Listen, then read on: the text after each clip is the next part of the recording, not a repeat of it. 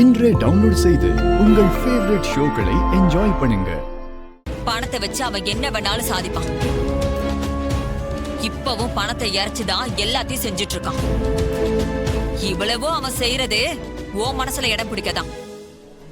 ஆனா இந்த தடவையும் நீ அவனை நம்பி ஏமாந்துராதக்கா.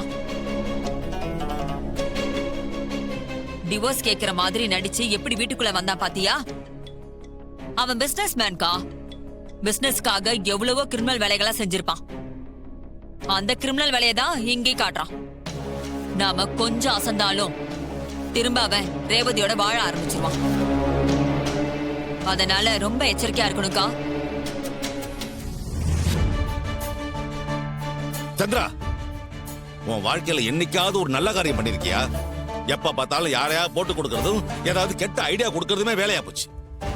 அவளும் உன்னை தான் சொந்த பொண்ணு மாதிரி நினைச்சு அன்பா ஆசையா அக்கறையா இருக்கா. அப்ப அக்கா குடும்பம் நல்லா இருக்கணும் தான் நீ நினைக்கணும். என்னைக்காவது நினைச்சிருக்கியா? நான் என்ன மாமா கெடுதல் பண்ண? என் வாழ்க்கையவே என் அக்கா குடும்பத்துக்காக அர்ப்பணிச்சிருக்கேன். அதனாலதான் என் புருஷனை விட்டுட்டு வந்து என் அக்கா கூடவே இருக்கேன். இதை விட என் அக்காக்கு நான் என்ன செய்யணும்னு நினைக்கிறீங்க? ஓஹோ, உன் தியாகத்தை பத்தி எனக்கு தெரியாதா? ரேவதியோட இந்த நிலைமைக்கு காரணமே நீதானே.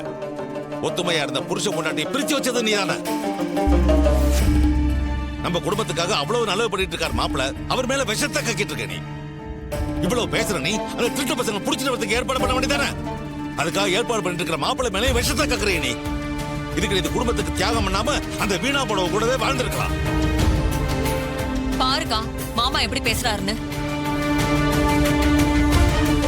உனக்காக வாழ்ற தியாக வாழ்க்கைய ஒரு நிமிஷத்துல கொச்சப்படுத்திட்டாரு. இவரு மட்டும் இல்ல, இந்த குடும்பமே எனக்கு எதிராதான் இருக்கு. நீ ஒருத்தி தாக்கா எனக்கு ஆதரவா இருக்க. நம்ம ரெண்டு பேரும் ஒரே ரத்தம். அதனாலதான் உன்னால என்ன புரிஞ்சுக்க முடியுது. உனக்காக தான்க்கா நான் இந்த வீட்லயே இருக்கேன். எனக்கு அது போதும்க்கா.